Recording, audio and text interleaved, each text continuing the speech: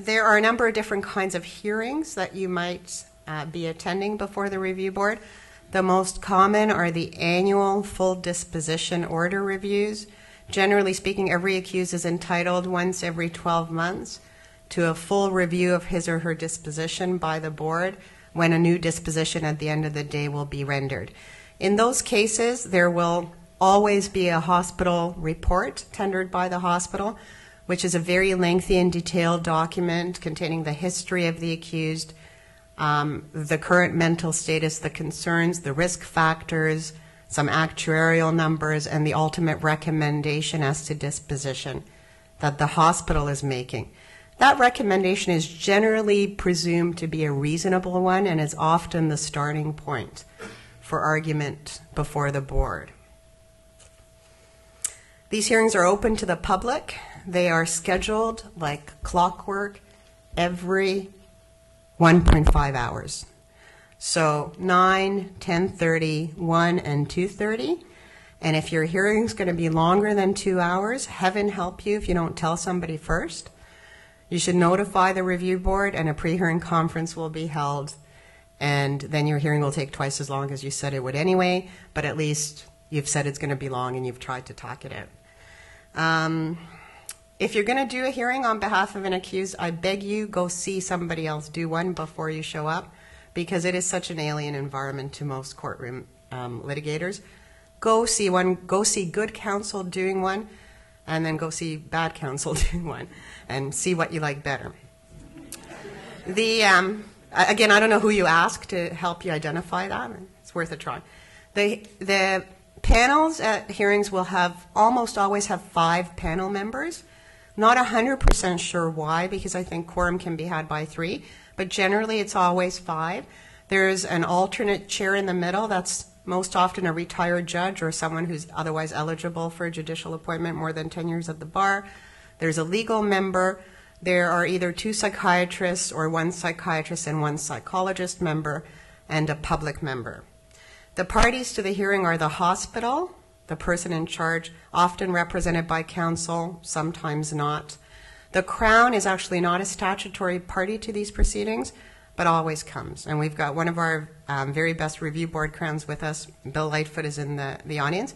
And we have Jay Hammond, who's CAMH, is in-house counsel. So we could have a mock hearing right now. We got everybody present. The accused is a statutory party, and the person in charge of the psychiatric facility is a statutory party. The Crown have been granted standing to all hearings, I think, by the chair.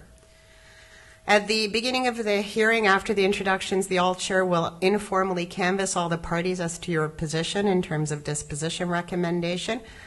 I mean, don't feel you have to say anything, but it's really helpful to give everyone a heads up as to where you're heading. You will not be held to it. It's on a without prejudice basis, but it lets the panel know where the real issues are. So one weird thing about, well, an administratively weird thing is the board gathers all the stuff and sends it to everyone before. So if they get the hospital report in advance of the hearing, it'll be circulated along with last year's disposition and the reasons for that disposition. And everyone's going to read everything before you even get there, including stuff you don't want them to read, like victim impact statements. On the flip side, you too can send your stuff in, and they'll make 1 million copies and send it to everyone. So if there's evidence you want to tender on behalf of the accused, by all means send it in advance to the board, and they will dutifully photocopy and circulate everything for you. And then legal aid should congratulate you for the kind of disbursement costs that you're saving them in doing that. Victim impact statements are a very bad thing in the review board context. They cause a lot of argument before the review board. Every victim has the right to file a victim impact statement, and they further have the right to present it in any manner they wish, including reading it onto the record, including bringing pictures of the deceased if there is one. Unfortunately, the things that victims put in victim impact statements almost never have anything to do with the decision-making task of the board. The victims most often cannot speak to the current level of risk the accused poses because they're talking about something that happened often a long time ago. And they really can't speak to, nor should they be, providing an opinion on the lease owner's least restrictive disposition. A victim impact statement should be confined to what the statute allows. I think it's 672.5 open bracket 14 close bracket, and that's the loss or harm the victim suffered as a consequence of the commission of the index offense, not by living with the accused or listening to the accused or trying to medicate the accused. It's not everything they've ever suffered, which is often what the victim impact statement will look like. So that's something you might want to object to, work with your Crown attorney to try and redact the statement. Probably no good will come of an aggressive cross-examination of a victim who'd been sexually assaulted or someone whose parent has died. You don't want to go down that road. As to your recommendation on behalf of the accused, I think these will be my last points. You are client instructed with respect to the recommendation as to disposition. If your client tells you that you are to seek an absolute discharge for that client, you go in there and by golly, you deliver that message with a straight face. Under no circumstances do you tell the board that while your client would like an absolute discharge, you're pretty sure a detention order with liberal privileges is the reasonable outcome here. It may well be that you think that. You might even be right. Your opinion doesn't matter one bit. What you should try to do when your client gives you an instruction that you know is going to make people laugh is see if you can get some alternative instructions in case that what they want doesn't fly. And most accused will allow you that. So if you say, look, I'm going to fight for that absolute, but just in case, can I please ask them in the alternative to consider a conditional discharge?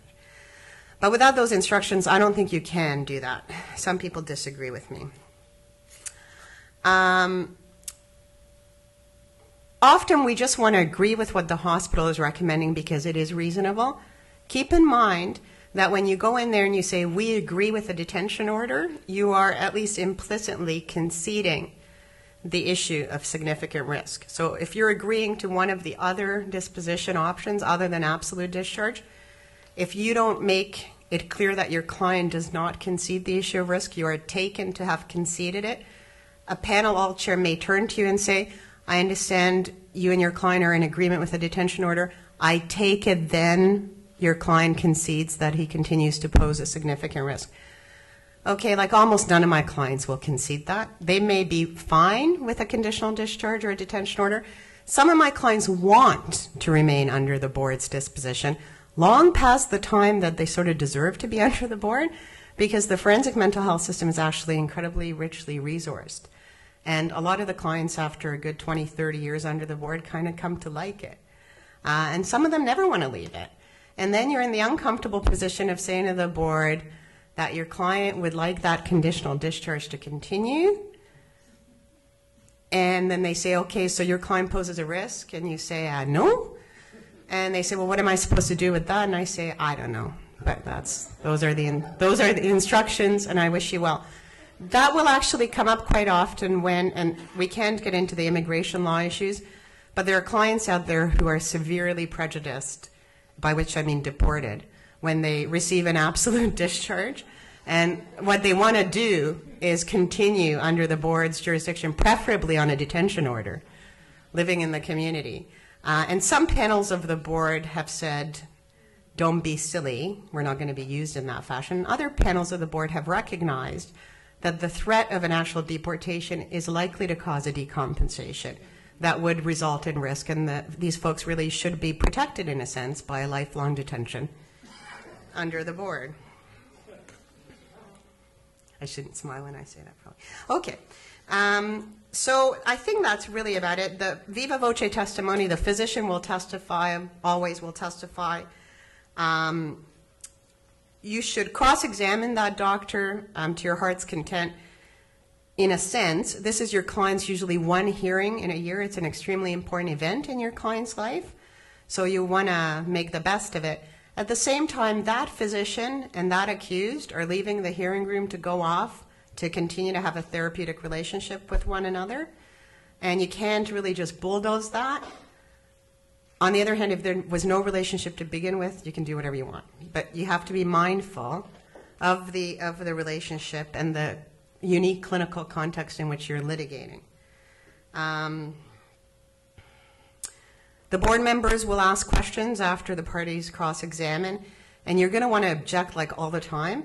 And when you feel like doing that, just remember that they are a board of inquiry, and they really have a wider latitude to inquire into things than you would think.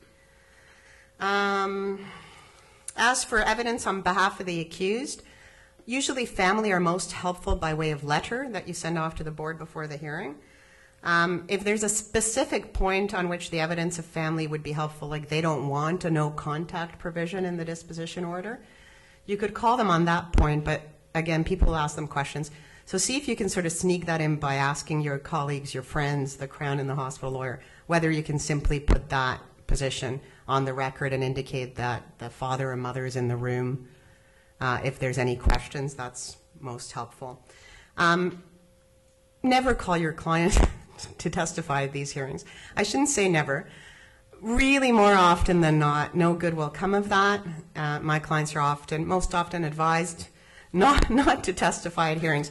The one exception to this is when the accused is seeking an absolute discharge, and it's a really legitimate request, and you have an accused who's done incredibly well, who has tremendous insight, who you personally believe, not that that should be the test, really is going to take his or her medication for the rest of their life without being forced to, who's going to present well. Even in cases where the hospital really hasn't put in evidence to indicate the risk continues,